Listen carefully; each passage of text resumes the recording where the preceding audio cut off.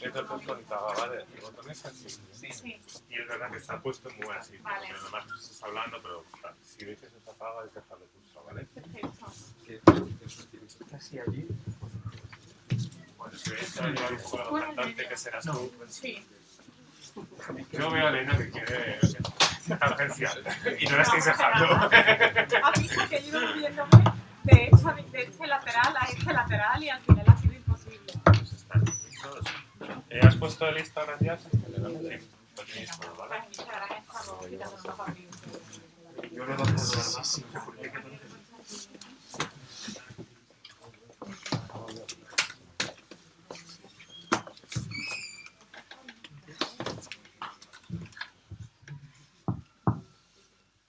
Estoy con la responsabilidad del micrófono, con el miedo a que de repente deje de funcionar.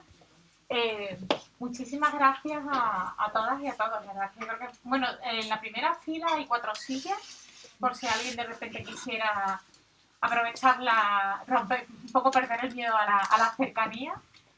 Muchísimas gracias porque es emocionante ver la librería tan llena. O sea, a mí por lo menos me emociona mucho ver que hay, bueno, pues tanta gente interesada en la poesía de Carmen y tanta gente, bueno, pues que tiene ganas yo creo que de venir a celebrar con nosotros la poesía de Carmen. A mí, por lo menos cada vez que pienso en sus poemas y que pienso en su obra, ese sentimiento que yo tengo es el de alegría, ¿no? Alegría, pues por esta respuesta, alegría también por la generosidad siempre de Letras Corsarias, acompañando los libros de la Villa Varsovia y acompañando en especial de manera muy intensa toda la recuperación que estamos haciendo de la obra de Carmen Sodera la voz, y alegría también por contar hoy con Diego Román Martínez, que es poeta y que es albacea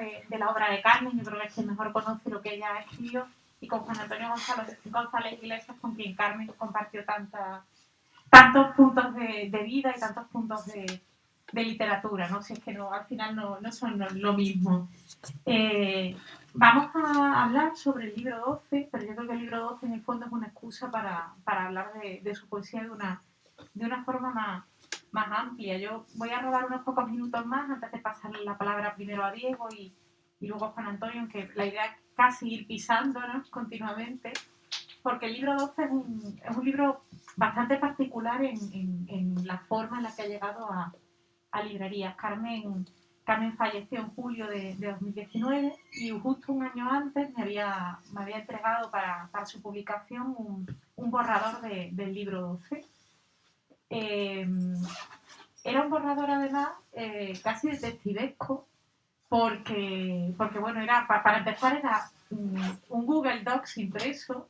Cuento toda esta peripecia porque parece también que habla mucho de Diego Asciende, porque habla mucho de su forma de escribir y de su forma de concebir los libros y de armar ese trabajo que viene después del poema. Entonces, bueno, era un Google Docs impreso que nosotros estuvimos leyendo en una terraza que estaba a medio camino entre su casa y la mía, y en el que íbamos haciendo, bueno, pues anotaciones. De repente tachábamos, había un poema en el que quizá del que había incluido en ese Google Docs 7 versiones, pues en algunos casos tachábamos las que no le convencían y en otros casos no tachábamos ninguna. En ese momento pues parecía una buena idea, pero luego, bueno, pues nos puso algunas dificultades en el proceso de edición.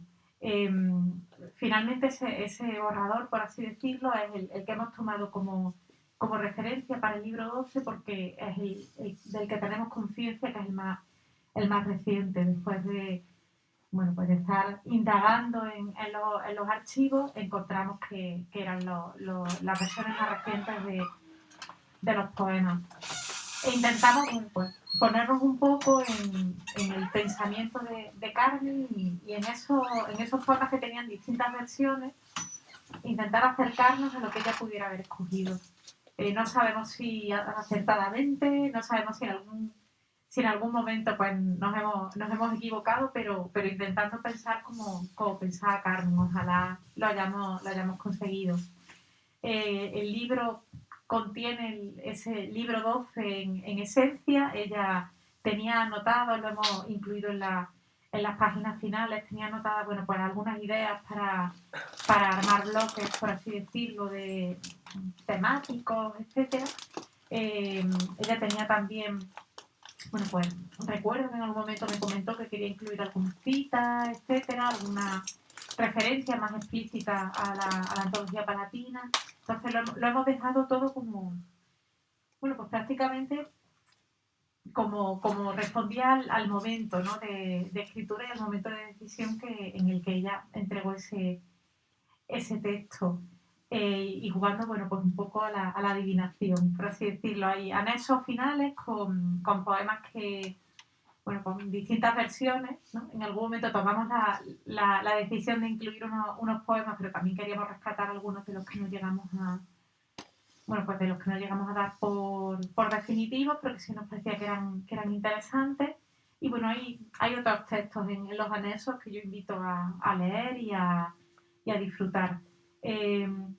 Para mí es muy difícil decir, este es mi libro favorito de Carmen, o este es el mejor libro de Carmen, etcétera, porque creo que Las moras agraces, Rincones sucios y el libro 12 son 3 libros de la misma autora, con muchos puntos en común, pero profundamente diferentes. Yo tengo por lo menos esa sensación.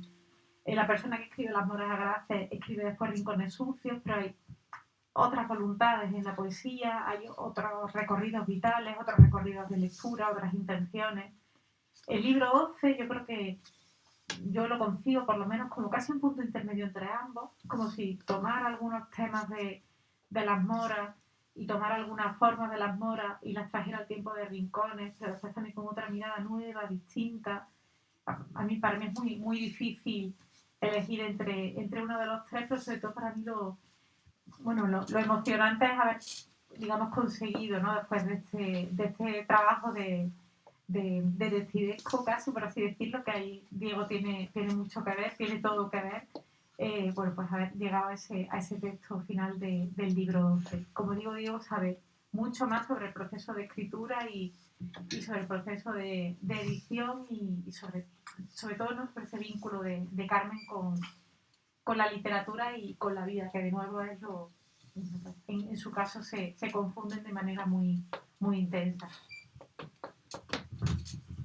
Bueno, intentaré no apagar el micro, tomo el testigo también del problema. Y, bueno, en primer lugar, muchísimas gracias, me sumo al agradecimiento de Elena y bueno, pues como esto venía planteado como un diálogo, retomo un poco las ideas de Elena y me gustaría referirme a ese proceso de escritura que no puedo comentar yo solo. Quiero decir que el proceso de escritura de este libro, que se llama el libro 12 por muchas razones, venía acompañado del deseo de que figuraran textos de otros poetas amigos de Carmen. Y así, por ejemplo, sí que el primer poema del libro, El tríptico de Barcino, está firmado con Ignacio Blemi.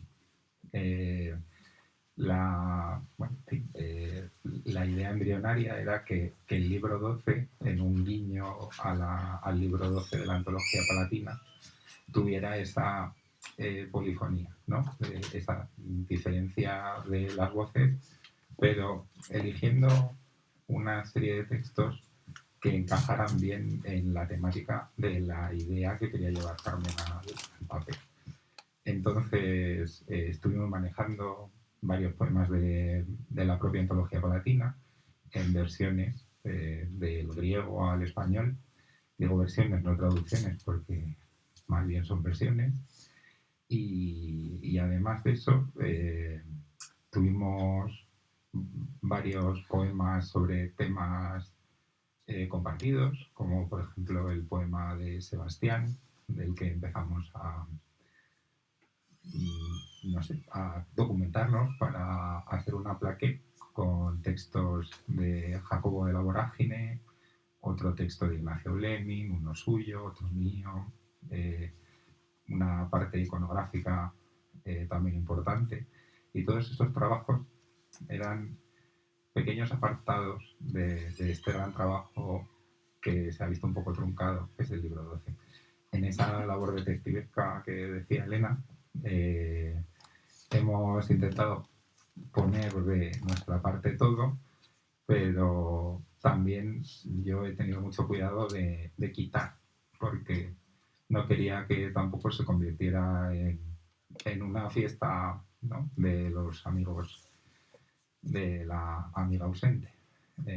No sé, no sabía muy bien si se iba a entender esa mezcla de autoría en un solo libro, y al fin y al cabo no hubo tiempo de consensuarlo, de manera que tiramos de ese borrador al que se ha referido Elena y de otros borradores que estaban en los documentos, así como alguna referencia en las libretas y demás, y de ahí sale el libro 12. Y el libro 12 también tiene un trasfondo clásico del que nos va a hablar muchísimo mejor Juan Antonio González Iglesias. Y yo simplemente querría comentar, al hilo de esos textos que se quedan fuera, que una faceta de Carmen que no se conoce bien porque no era tímida, siempre se suele comentar eso en entrevistas y demás, ¿no? Una vez que tenía la mínima confianza o se sentía cómoda, se abría, y en esa apertura nos quedábamos todos boquiabiertos. Pues en esa supuesta timidez ha escondido muchas cosas que tienen que ver con este trabajo filológico que ella concebía como filología recreativa. Entonces, el libro 12 también es un trabajo de filología, como lo es algún trabajo embrionario sobre el jardín en la antigüedad. Estuvo mucho tiempo trabajando sobre esa idea, aunque no llegó a publicar nada. Y estuvo trabajando a fondo con el libro 12 de la Antología Palatina. Y tuvimos una época en la que ella por un lado y por otro compramos un montón de libros que están en casa en Madrid, y uno de ellos fue este que está comido por mi perro, El amor dorio, los epigramas eróticos griegos, porque fuimos acumulando traducciones, ediciones, comentarios, y ella tiene una serie de anotaciones que son pura filología. Entonces, bueno, quería traerlo sobre todo por esa idea. Y de los textos que se quedaron fuera, con cierto pudor, he recuperado alguno de los que estaban entre los documentos. A esto sí me atrevo porque el texto es mío y espero que se entienda como un homenaje y no como otra cosa.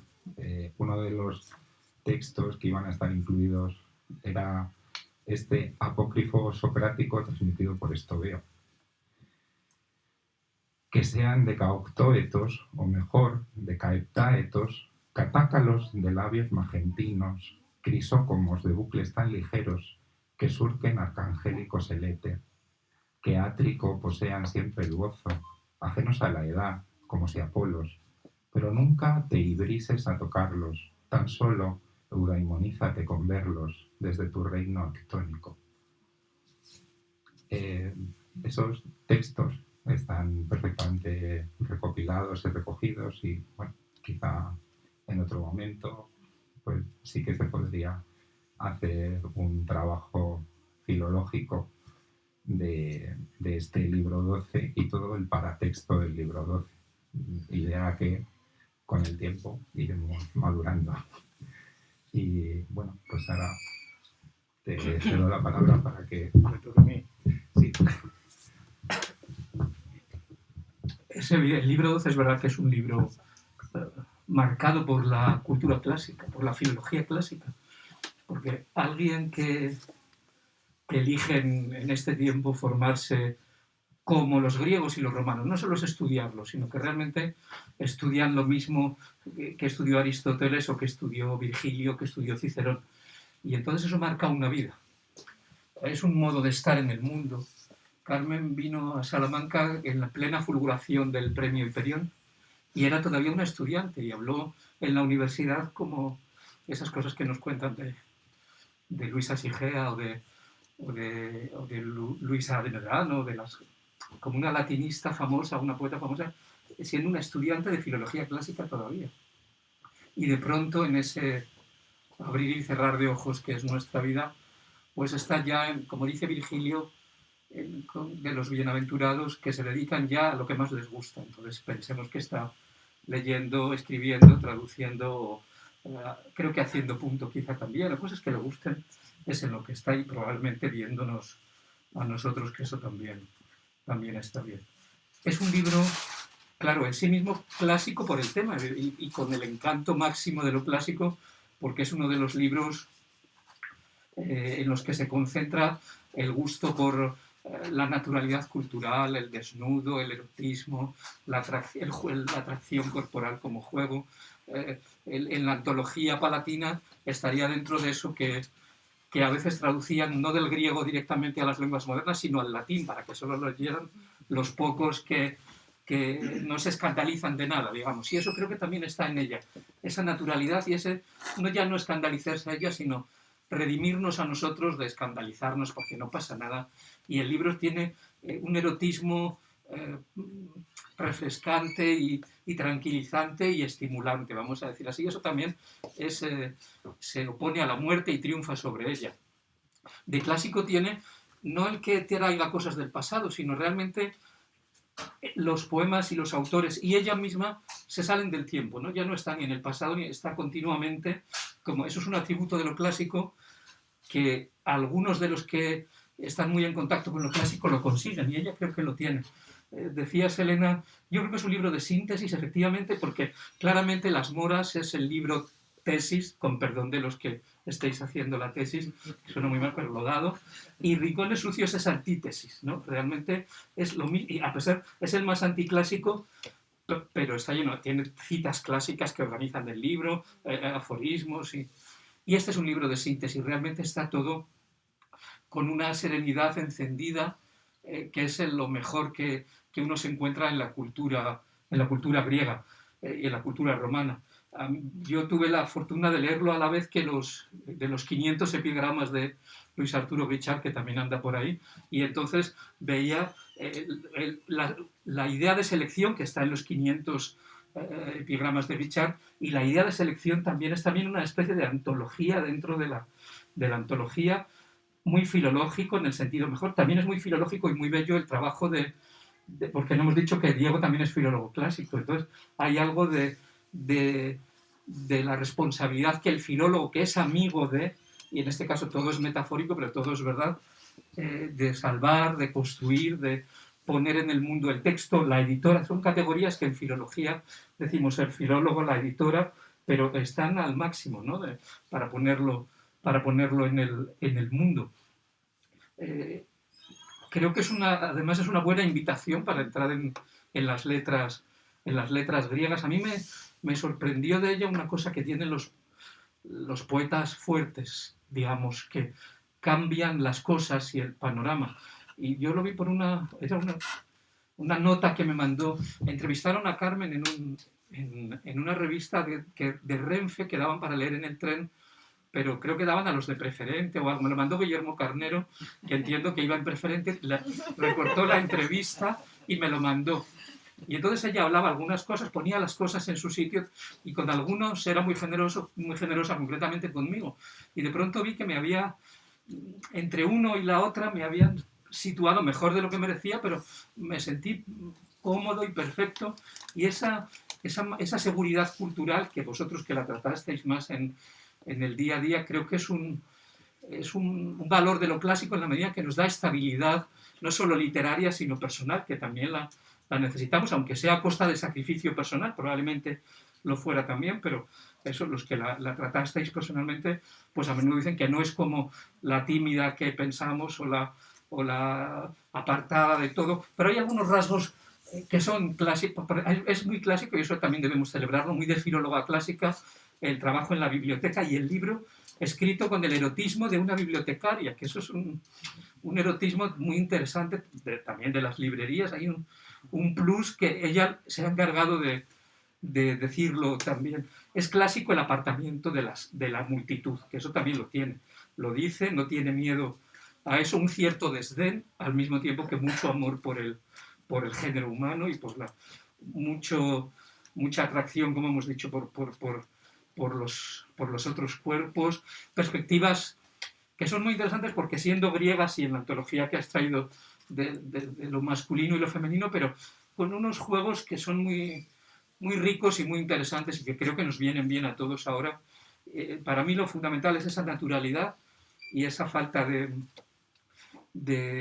no sé, de esa independencia, quizás siendo un libro muy actual y muy de la época, es muy independiente de la época y está con perspectiva larga. Así que yo quería contar, pero es una cosa muy pequeña. Cuando hicimos en Madrid una cosita un acto similar a aunque creo que hay más gente aquí que en Madrid, por lo menos que el día de la biblioteca, no sé si más que en el Cervantes, pero dijimos, bueno, vamos a ir haciendo cosas. Primero voy a traducirlo al latín, luego vamos a traducir algún poema al griego, que yo creo que teniendo especialistas en epigramas no me atreveré a hacerlo yo solo, pero a lo mejor Aurora Luque, que ha estado con nosotros trabajando también, y Luis Arturo Guichard, y algunos filólogos y filólogas jóvenes que veo por aquí también, alguno en griego. Vamos a hacer un curso también, dijimos, y lo hemos empezado a pensar, sobre un curso universitario.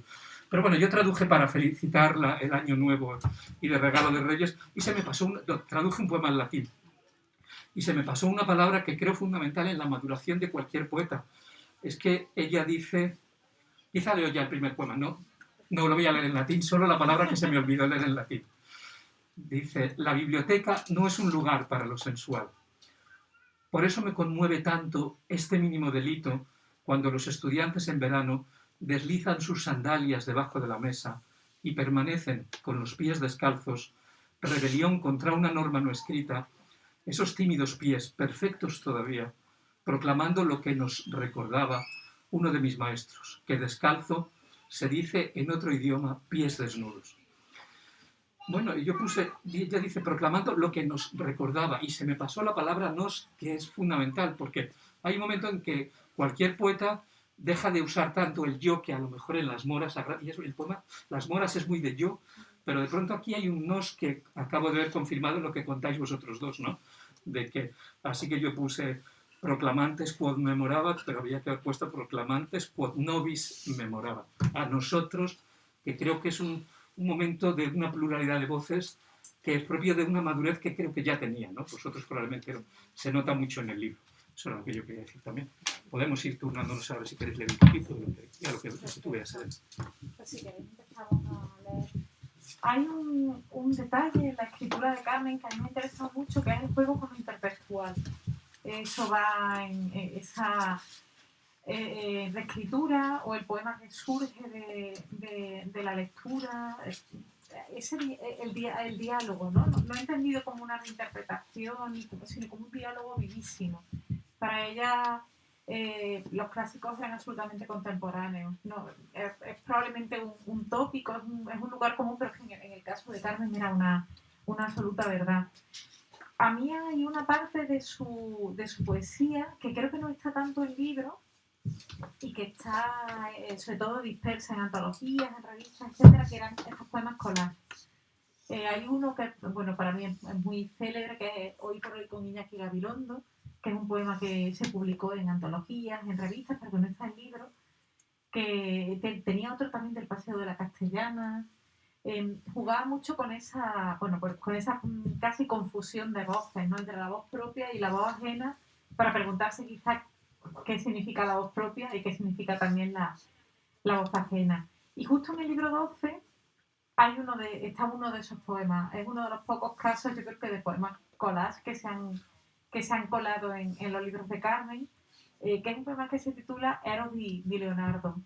Me contó la historia de la escritura de este poema Ignacio Bleming, también se la he escuchado a Diego, y Carmen tomó un texto de una enciclopedia de arte y prácticamente lo transcribió y lo que hizo fue, bueno, pues además de poner su talento, bueno, pues mirar ese poema, o sea, mirar ese texto como lo mira una poeta, ¿no? Y decir, bueno, pues esta es la manera en la que un texto más bien ensayístico, más bien divulgativo, se convierte en un poema. Se titula Eros di Leonardo. De fin de julio de 1491 es la siguiente nota. Giacomo vino a esta conmigo el día de María Magdalena del 90 a la edad de 10 años.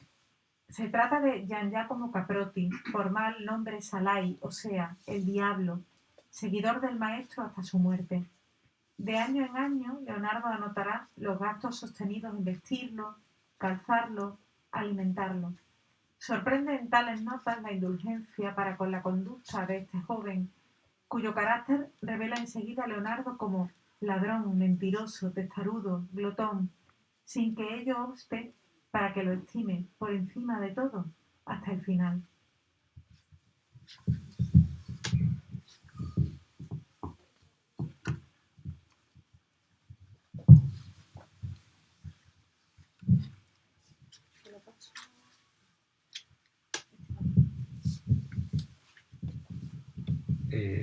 Otro de esos textos a los que me refería, que se prestaban en cierto modo a esa reinterpretación que hacíamos el grupo de amigos, es el que comienza con Al llegar el verano, que tuvo una reescritura de Ignacio Bleming y otra mía, que está muy bien escondida, porque el bueno es este.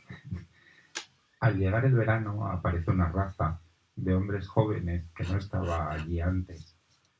Los reconoceréis por su altura, por el lustre de los cabellos, por la ropa breve que deja ver los miembros como troncos de árboles de no más de 30 años. También porque son hombres y no ya jovencitos. Si estáis en la ciudad los habréis visto. Es difícil no verlos. No sabemos de dónde vienen ni dónde estaban durante el tiempo frío, ni su fuerza viril para quien la reservan. Solo sabemos que no son como nosotros. Solo sabemos que no son para nosotros.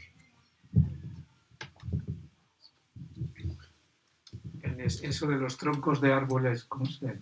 De más de 30 años.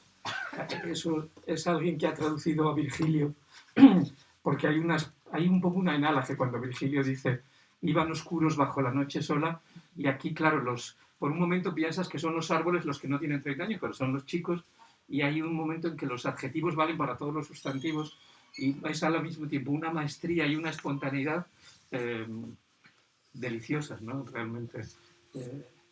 Y en el muchacho y los patios de Córdoba, también hay algo, es una figura, la del principio de la Eneida, cuando una cosa se dice en dos, para decir la botella de agua dices la botella y el agua, y entonces por un momento parece que es el muchacho y los patios, y que es el muchacho de los patios, pero luego resulta que tienen el mismo tacto. El muchacho del patio y los geranios son al tacto del mismo terciopelo. La hoja pubescente que disfraza en animal lo vegetal confunde, además, a la mano que la acaricia y cree estar acariciando un tejido de reyes. Transfigurada así en cosa exquisita está la más humilde de las plantas. El muchacho que deja de afeitarse se disfraza a su vez de bestezuela, de lobo feroz. No consigue engañarnos esa barba tan joven. Barbita de cachorro, el disfraz del lobezno halagará la mano que lo acaricie, más que ningún terciopelo regio ni flor sedosa.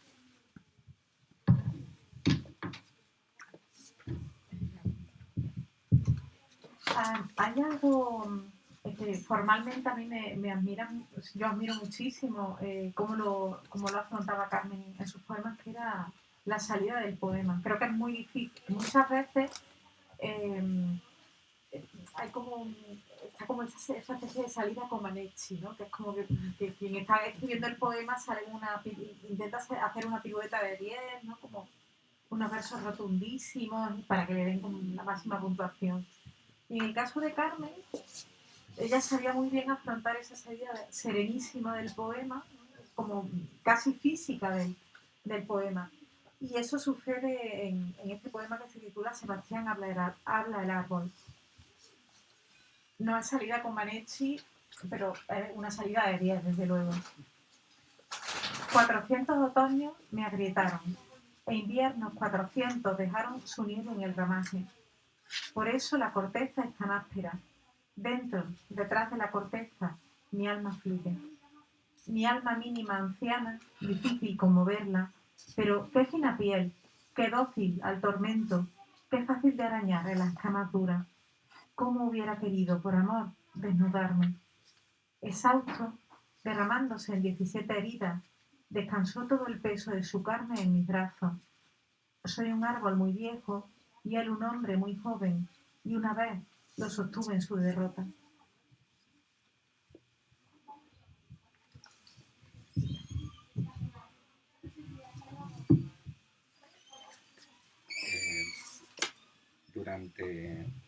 Parece que sí, me ha tocado. ¿Sí? No. Sí. Bueno, yo sabía que esto me iba a pasar a mí, solo a mí. Nada, no turnamos. Carmen trabajó durante varios años en la biblioteca de la Escuela de Montes, en la Universidad Politécnica de Madrid, y en esa biblioteca tenía ese lugar privilegiado para la contemplación, que es uno de los ejes que vertebran el libro, ¿no? La contemplación en sí.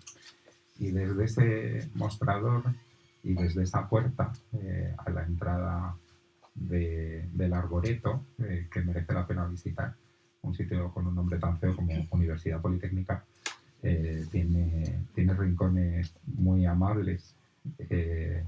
Recuerdo que en uno de los poemas, luego lo buscáis, aparece una tortuga, es decir, hay tortugas allí en el arboreto. Hay estanques de peces y los estudiantes se entretienen, a veces de manera infantil, a veces simplemente se dedican a lo dionisiaco y a lo anacreóntico. Y dice este texto: toda la tarde hoy han estado bebiendo, delante del aulario, con música de baile. Ahora, al irme a casa, aún descendía en ese cálido espacio de todos juntos, todos con un vaso en la mano, los brazos por los hombros de los buenos amigos. Y había un chico que, montado en una bici, intentaba trepar con ella por un trozo de tronco puesto en el suelo para que hiciera de obstáculo. Casi cayó, pero no cayó. Otros 3 o 4 chicos le miraban. No volveré a ser joven, dijo Diego. Podría acercarme a mirar las acrobacias del chico de la bici. No es del todo imposible que incluso me ofrecieran un vaso de cerveza, por compasión, por burla, mezclada con piedad, y harta mucho el ridículo. Estaría en el núcleo de alegría y de música, pequeña fortaleza en mitad del jardín frío de invierno, en mitad de la negra noche. No volveré a ser joven. El paseo a la Politécnica merece la pena desde la estación de Ciudad Universitaria, porque aparece por ahí en un azulejo el poema de Jaime Gil de Viedma y culmina en este paseo amabilísimo por el arboreto al que tantas veces se refería como si fuera ese hortus del que tanto material recopiló y notas tomó. Un libro de epigramas es un libro de poemas memorables. Son poemas cortos que se quedan muy bien en la memoria y en el corazón y que etimológicamente están hechos para ser inscritos, ¿no? Creo que en alguna de las bibliotecas, o en la de la Universidad o en la Luis Rosales, está un poema de ella también, ¿no? En la Luis Rosales. Pero quizá Elena pueda conseguir que en algún patio de Córdoba pongan este del chico y los geranios. Y desde luego es un formato, el de estos poemas breves y tan intensos y con un final, con un fulmen in clausula, ¿no? De pronto el final es verdad que es inolvidable, también están hechos muy bien para internet y para la transmisión actual, ¿no? Caben en un tweet o podrían acompañar en blogs de estos, bueno, dedicados a la belleza o al erotismo o a las plantas o a las tortugas. El poema, creo que son poemas muy contemporáneos para circular muy bien por ahí.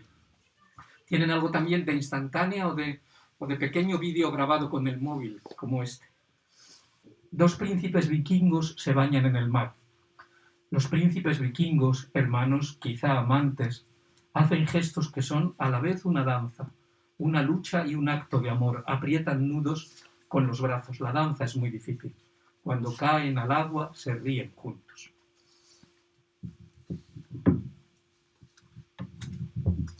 Un poco en la línea de lo que comentaba Juan Antonio, Carmen tenía una costumbre que era llevar siempre un cuaderno encima y apuntaba todo.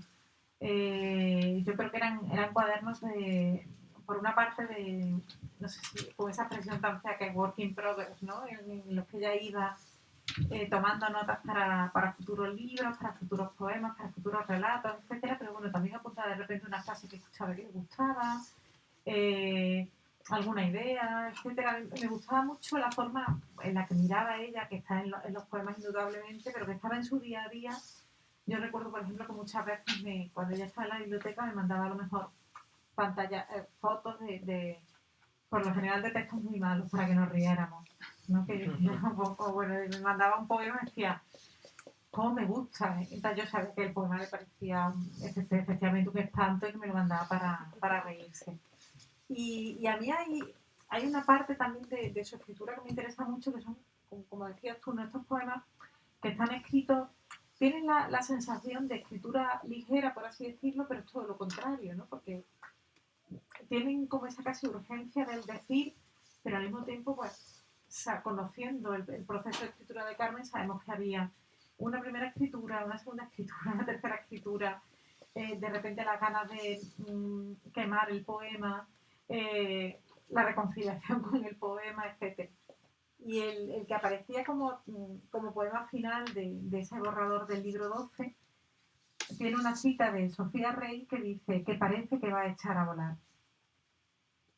¿Cuál es en definitiva el hechizo, el toque de la gracia? ¿En qué consiste la divina esbeltez, la ligereza?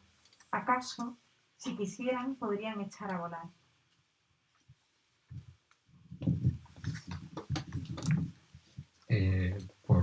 Por no extendernos, que ha sido una de las preocupaciones.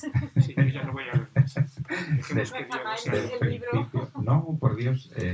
Sí, bueno, el cierre que proponía Carmen para el libro es el que ha compartido con nosotros Elena, pero Carmen Madre, con muy buen criterio, nos dijo que le parecía bien que incluyéramos pues el que sabemos es el último texto que escribió Carmen en junio de 2019 y dice así: sentir el viento, la lluvia, dar el tiempo por sentido, a veces con esa angustia, a veces con esa indiferencia.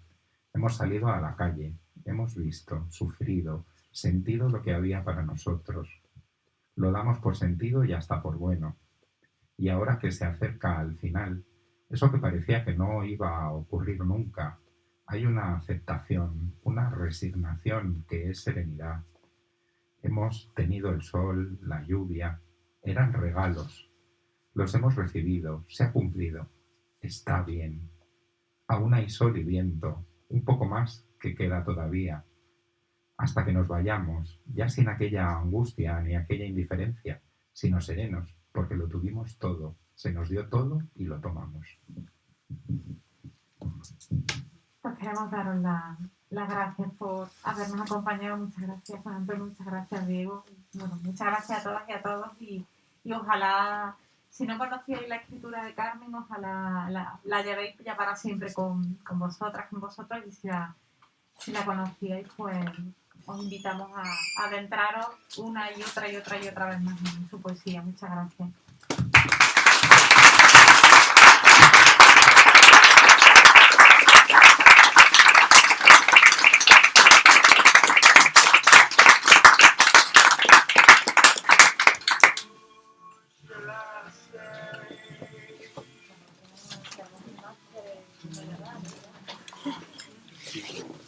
siguiendo.